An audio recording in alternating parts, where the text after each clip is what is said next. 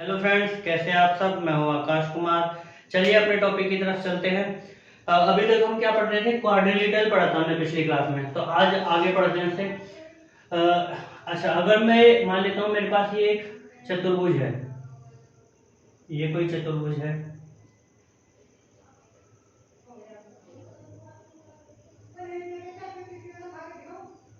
ये ए B C D, ये एक चतुर्भुज है। ठीक है, मैं कह रहा हूं क्या कि ये ए है, ये भुजा भी ए है, ये भी ए है, और ये भुजा भी क्या है, ए है।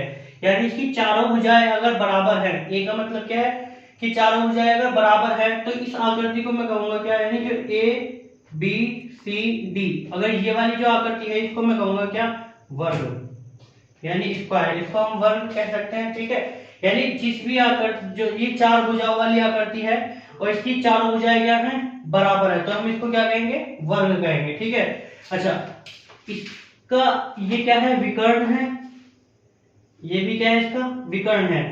इसके विकर्ण क्या करते हैं, आपस में दोनों विकर्ण समद्विभाजित करते हैं, यानी दोनों एक जो है क्या होते हैं, बराबर, यानी ये वाला इसके बराबर होगा, ये वाला इसके बराबर होगा। ठीक है, मान ले, ठीक है भाई, ये क्या करते हैं, एक दूसरे को समद्विभाजित करेंगे। ठीक है, अच्छा, अगर ये वर्ग है ना, तो इसका प्रत्येक कोण कितने डिग्री का होगा, 90 डिग्री का, यानी ये सारे कितने डिग्री के होंगे, 90 डिग्री के होंगे। ठीक है भाई, ये भी 90 का और ये भी कितने का होगा, 90 डिग्री का होगा। ठीक है, अच्छा, अब हम इस चीज को देखते हैं। मान लेता हूं मैं, अगर इस त्रिभुज को ले लो, ये वाला एक त्रिभुज है मेरे पास, कौन सा, डी बी सी, यानी इस वाले त्रिभुज को अगर मैं ले लेता हूं, तो मैं क्या देखता हूँ, एक भुजा मेरे पास ये होगी और एक भुजा मेरे पास ये होगी, तो मेरे पास ये वाली भुजा बीसी जो है क्या है, डीसी पे लंब है। भाई देख रहे हैं क्या कि बीसी जो भुजा है वो डीसी पे लंब है। ठीक है, तो मुझे मेरे पास ये जो विकर्ण है बीडी, विकर्ण जो बीडी है, ये क्या बन गया, इसे त्रिभुज का विकर्ण हो गया। तो मैं कह सकता हूँ क्या कि इसमें पाइथागोरस लगा के मैं निकाल सकता हूँ।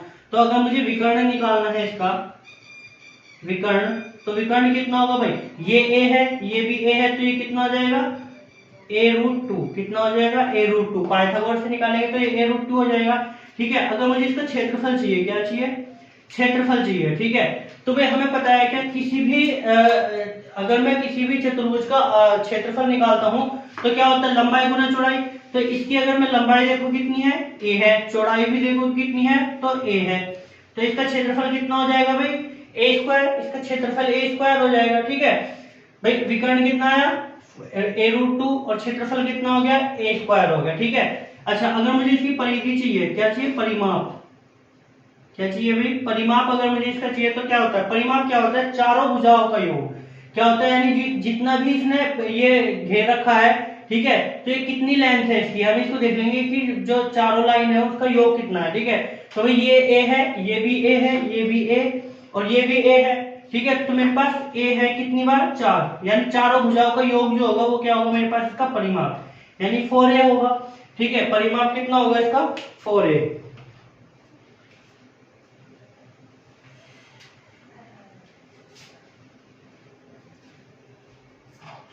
अच्छा, आगे देखते हैं। मान ले तो मेरे पास ये कोई वर्ग है, ये वर्ग है एक। ठीक है भाई, A B C D, A B C D कोई वर्ग है। ठीक है, अच्छा, अगर मैं इस वर्ग के इस वाले ये जो मेरे पास डी सी भुजा है, इसको मैं बेस मान लेता हूं, और यहां से इस वर्टेक्स है सामने वाली भुजा पे, यहां तक मैंने इसको खींचा और यहां से इस वाली भुजा को यहां तक मिलाया। ठीक है, यानी कि इस यहां से एक त्रिभुज बनाया जिसका शीर्ष कहां मिलता है, सामने वाली भुजा ए बी पर मिलता है। ठीक है, तो मान लेता हूं ये कोई भी पॉइंट एम है, यहाँ पे मिल रहा है। ठीक, तो इसका जो त्रिभुज क्या है, त्रिभुज एमडीसी, त्रिभुज एमडीसी, त्रिभुज एमडीसी जो है, इसका अगर मुझे क्षेत्रफल निकालना हो, त्रिभुज एमडीसी का अगर मुझे क्षेत्रफल लेना हो, तो हमेशा इसका क्षेत्रफल कितना होगा भाई, इसका क्षेत्रफल हमेशा कितना होगा, इस जो मेरे पास ये स्क्वायर है ना, square A B C D, square A B C D, इसका क्या होगा, हमेशा आधा होगा। कैसे होगा भाई आधा, अच्छा, मैं अगर मान लूं मेरे पास ये कितना है, 2 है। ठीक है, और इसकी हाइट ये भी कितनी है, 2 है, तो और ये भी मेरे पास सारी भुजाएं भी 2 हैं, ठीक है, ये सारी भुजाएं भी क्या है 2 हैं। तो भाई मुझे पता है क्या कि ये अगर मैं ये वर्ग है, इसका क्षेत्रफल देखो, वर्ग का क्षेत्रफल,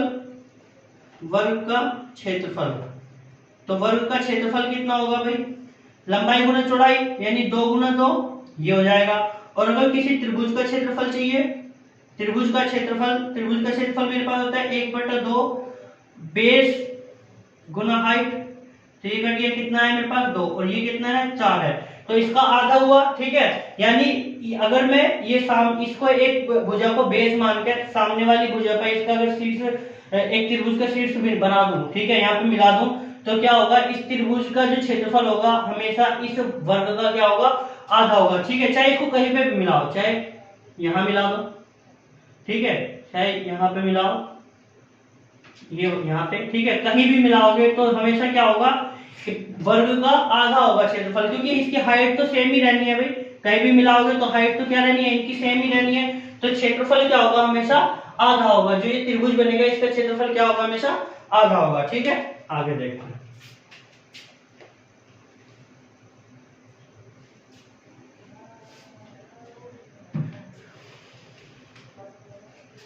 अच्छा, अगर मेरे पास कोई आकृति ये है, मान लिया अगर इस वर्ग को मैं दो भुजाओं को, इस वर्ग की 2 भुजाओं को अगर और आगे बढ़ा दूं ये, ठीक है, तो ये वाली आकृति जो होगी इसको हम बोलते हैं आयत यानी रेक्टेंगल, ठीक है। ये आयत बनेगा मेरे पास, ये क्या बनेगा, आयत बनेगा। अगर इसकी 2 भुजाओं को मैं और बढ़ा दूं थोड़ा सा, ठीक है, तो ये क्या बनेगा, आयत बनेगा। इसमें भी क्या है, इसके भी जो चारों एंगल होंगे वो भी कितने डिग्री के होंगे, 90 डिग्री के होंगे भाई। चारों एंगल कितने डिग्री के होंगे, 90 डिग्री के होंगे, ठीक है। चारों एंगल कितने डिग्री के होंगे, 90 डिग्री के होंगे। और इसके जो विकर्ण है यानी डायगोनल्स जो है इसके, ठीक है, वो भी क्या करेंगे, एक दूसरे को समद्विभाजित करेंगे। क्या करेंगे, समद्विभाजित करेंगे, यानी कि जितना ये है उतना ये है, जितना ये है उतना ये है, यानी इसके जो विकर्ण है वो भी क्या करते हैं, एक दूसरे को बराबर भागों में बांटते हैं, ठीक है। लेकिन कभी भी अगर ये मेरे पास D1 है और ये मेरे पास D2 है, यानी कि जो विकर्ण है इनके, वो कभी भी क्या नहीं करते, एक दूसरे को समकोण पर नहीं काटेंगे, यानी कि D1 समकोण पर नहीं काटता है, ठीक है, मतलब लंब नहीं होते ये एक दूसरे पर। ये विकर्ण जो है आपस में क्या नहीं होंगे, विकर्ण नहीं होंगे, ठीक है।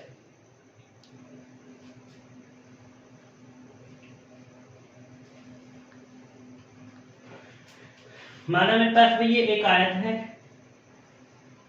ये मेरे पास कोई आयत है रेक्टेंगल, ठीक है, ये A, ये B, ये C और ये D, ठीक है भाई। मेरे पास ये कोई आयत है और मैं मान लेता हूं इसके बीच में यहाँ पर कोई पॉइंट O है। क्या है, कोई पॉइंट O है।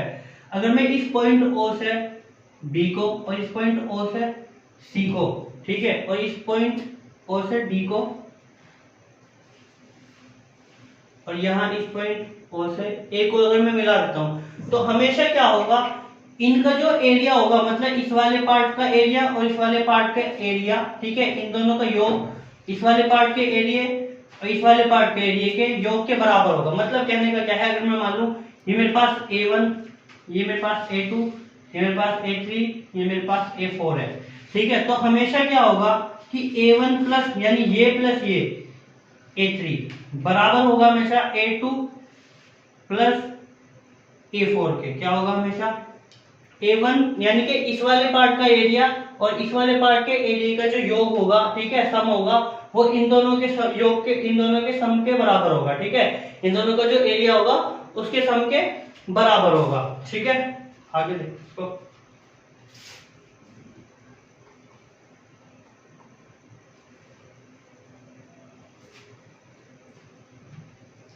अच्छा मान लेते हो मेरे पास कोई आयत है, ये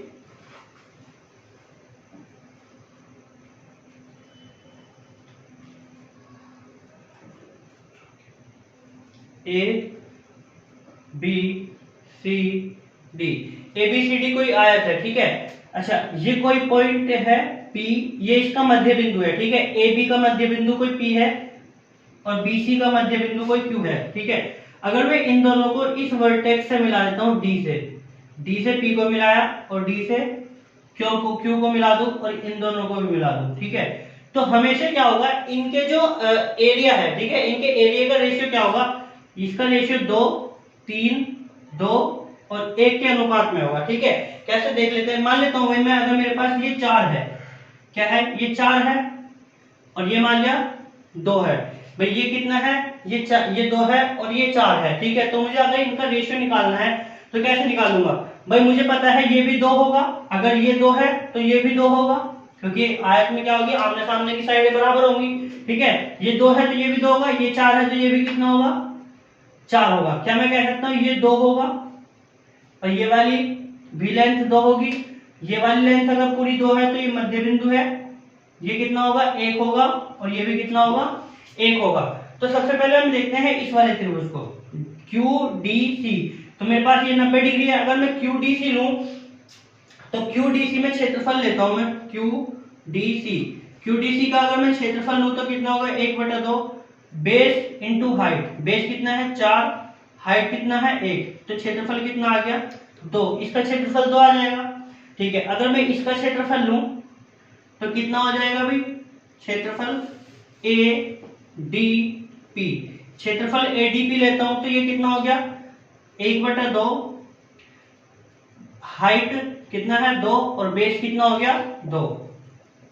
ठीक है, तो यहां से कितना आया 2, ये इसका एरिया कितना आ गया 2 आ गया। अच्छा मैं इसको ले लेता हूं, अगर क्षेत्रफल ऑफ PBQ का कितना आ जाएगा 1/2 बेस इंटू हाइट, बेस कितना है 2 है और हाइट कितनी होगी मान लिया 1, तो कितना हुआ 1 हो गया। ठीक है, अच्छा अगर मैं पूरे आयत का क्षेत्रफल लेता हूं, अगर मैं रेक्टेंगल का क्षेत्रफल लूं ABCD, तो इसका क्षेत्रफल कितना होगा, हाइट इंटू बेस, हाइट कितनी है मेरे पास इसके 2 और बेस कितना है 4, तो कितना हो गया 8 हो गया।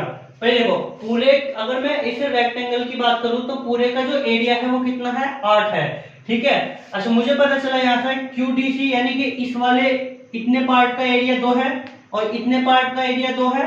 ठीक है, और इतने पार्ट का एरिया कितना है 1 है, तो 2 2 4 और 1 5, यानी मेरे पास टोटल 8 है, 5 मेरे पास एरिया ये हो गया।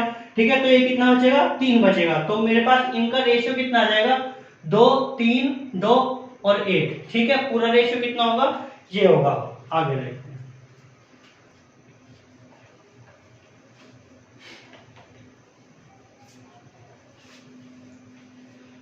आगे बढ़ते हैं भाई। अच्छा मान लेता हूं मेरे पास ये कोई वर्ग है, स्क्वायर यानी कि, ठीक है, ये स्क्वायर है ABCD।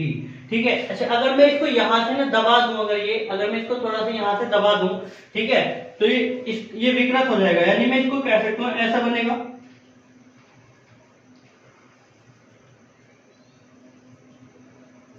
कुछ इस तरह से बनेगा भाई। ठीक है, यानी ABCD इस तरह से बनेगा। ठीक है, तो ये क्या होगा, ये वाली भुजा इस वाली भुजा के क्या होगी, समांतर होगी। ठीक है, ये वाली भुजा इस वाली भुजा के भी समांतर होगी। ठीक है, तो हम इसको बोल देंगे समचतुर्भुज। क्या होगा ये, इसको बोल देंगे हम समचतुर्भुज।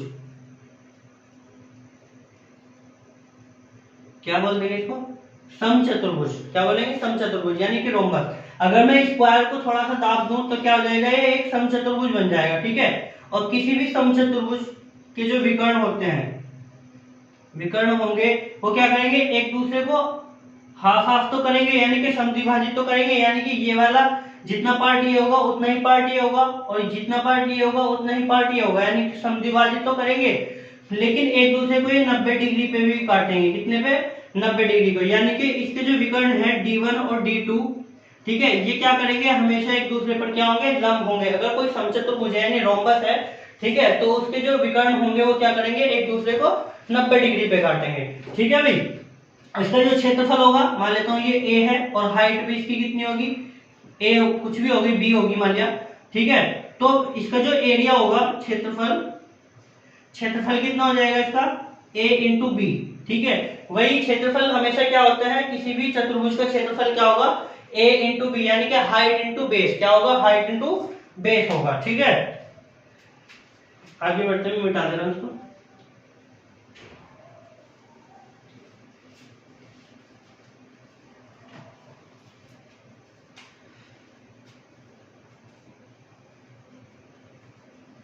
ये मेरे पास कोई एक समलंब चतुर्भुज है। क्या है? समलंब चतुर्भुज। क्या है ये? समलंब चतुर्भुज, यानी कि ए बी सी डी। ये क्या है मेरे पास? समलंब चतुर्भुज। क्या है भाई? समलंब चतुर्भुज।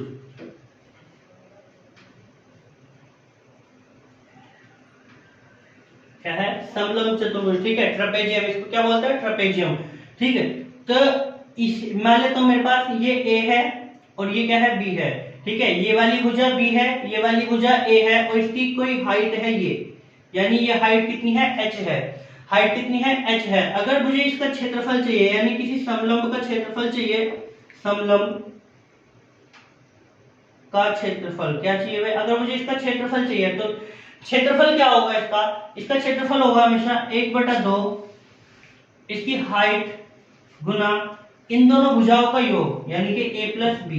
ठीक है, समलंब चतुर्भुज क्या होगा? ये हमेशा मतलब कि ये वाली जो भुजा है इस वाली भुजा के क्या होगी? हमेशा समांतर होगी, यानी कि कोई भी दो भुजाएं क्या होंगी? आपस में क्या होंगी? समांतर होंगी, यानी कि ये वाली भुजा जो है इसके समांतर है। मैं कह सकता हूं क्या कि DC जो है वो समांतर है AB के। DC क्या है? समांतर है AB के। ठीक है, यानी ये वाली भुजा इसके समांतर होगी। ठीक है, तो इसका क्षेत्रफल क्या होगा? 1/2 हाइट इंटू ये दो भुजाओं का योग होगा। ठीक है, मान लेता हूं मेरे पास ये समलंब चतुर्भुज है, तो इनके ये क्या होगा? विकर्ण होगा भाई। ये वाला इसका विकर्ण होगा DB। भाई DB और AC क्या है? इसके विकर्ण है। ठीक है, DB और AC विकर्ण है। ये मिटा दे रहा हूं। DB और AC क्या है? इसके विकर्ण है। अच्छा, अगर ये इन विकर्ण का मध्य बिंदु है, क्या है? P और Q। मध्य बिंदु इनका क्या है? P और Q है। इनके विकर्णों का मध्य बिंदु P और Q है।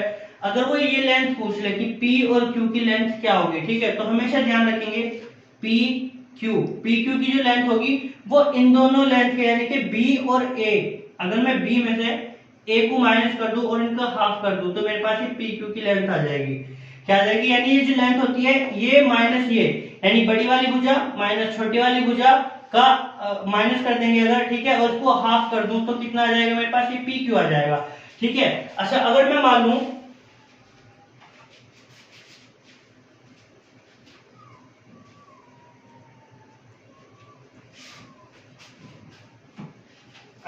लूं मेरे पास कोई समलंब चतुर्भुज है,